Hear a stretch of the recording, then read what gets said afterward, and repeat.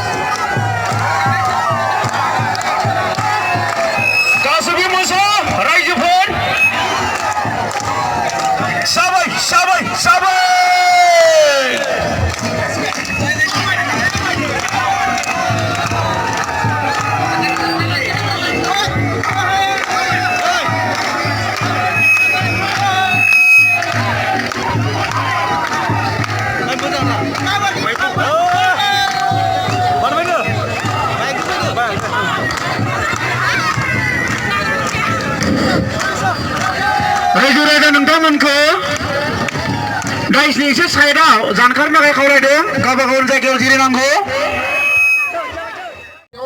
কিন্তু ইউপিপিএল পুরানা দল মানুহৰ মনে মনে সোমাইছে আমি এটা স্লোগান দিছিলো গাঁৱে গাঁৱে ইউপিপিএল এতিয়া অকল গাঁৱে গাঁৱে নহয় ঘৰে ঘৰে ইউপিপিএল হৈ গ'ল মানুহৰ মনত সোমাই গ'ল যাৰ কাৰণে আজি আমি ইলেকশ্যন খেলিবলৈ ওলাইছো আৰু বিটিআৰ চুক্তিটো ইলেকশ্যন খেলি পেলাই চুক্তি স্বাক্ষৰকাৰী সকলৰ হাতত ক্ষমতা প্ৰদান কৰি ৰূপায়ণ কৰাৰ ক্ষমতা বা অধিকাৰ আমি অৰ্পণ কৰিব লাগে, দায়িত্ব দিব লাগে। এই বিটিআৰ চুক্তিত কি আছে?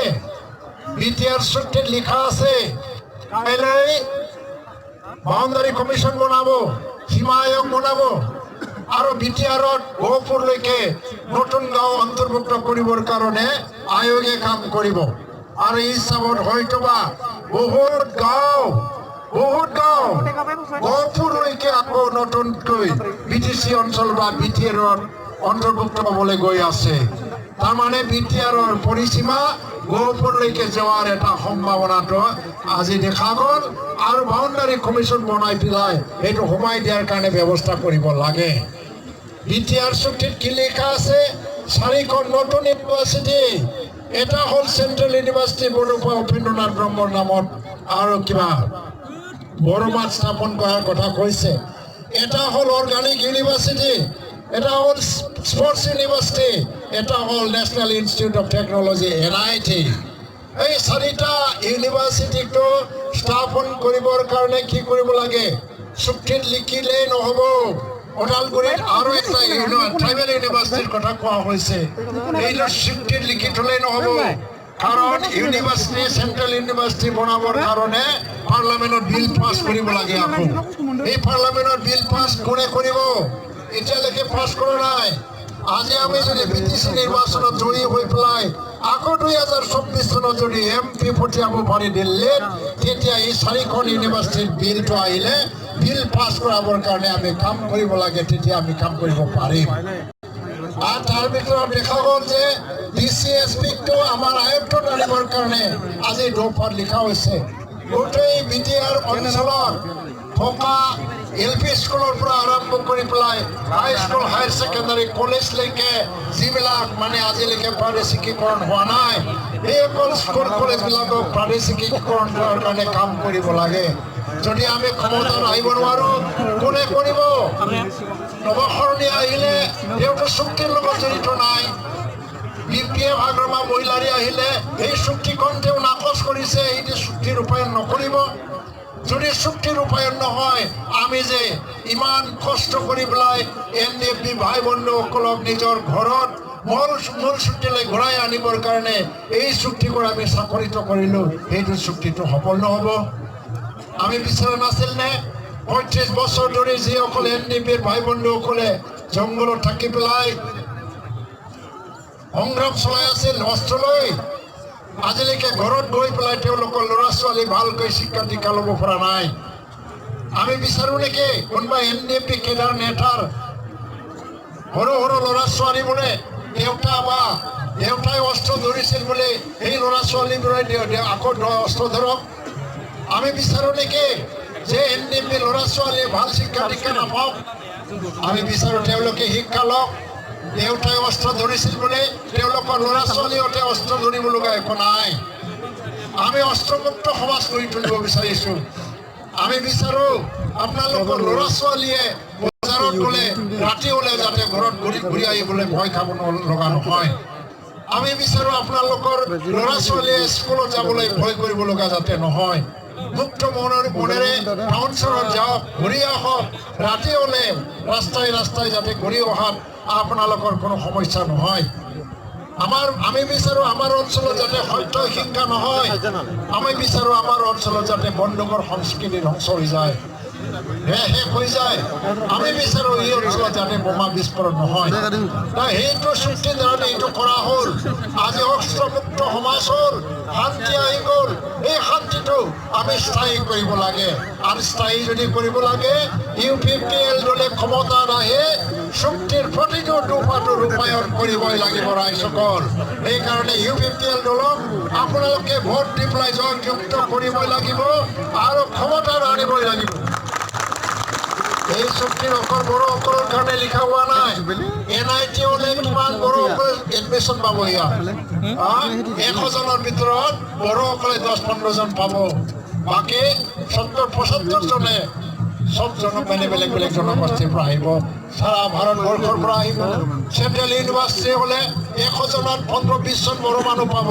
80জনে অন্যান্য জনগোষ্ঠীৰ পৰা পাব অৰ্গেনিক ইউনিভাৰ্চিটি হ'লে একে কথা আৰু খালি যদি NIT হয় একে কথা এই চুক্তিত আজি আদিবাসীসকলৰ কাৰণে যি বীৰ যোদ্ধা এই বীৰ যোদ্ধা বীৰ সামুদ্ৰৰ নামত আজি সাংস্কৃতিক প্ৰকল্প প্ৰতিষ্ঠা কৰাৰ কাৰণে এটা দফা সন্নিৱিষ্ট কৰা হৈছে এইটো 600 কোটি টকাৰ প্ৰজেক্ট হ'ব আৰু গোৰ্খা জনগোষ্ঠীসকলৰ কাৰণে তেওঁলোকৰ যিটো এটা এজন জনাজাত ব্যক্তি আছে ভানু ভৱন বুলি এটা কথা লিখা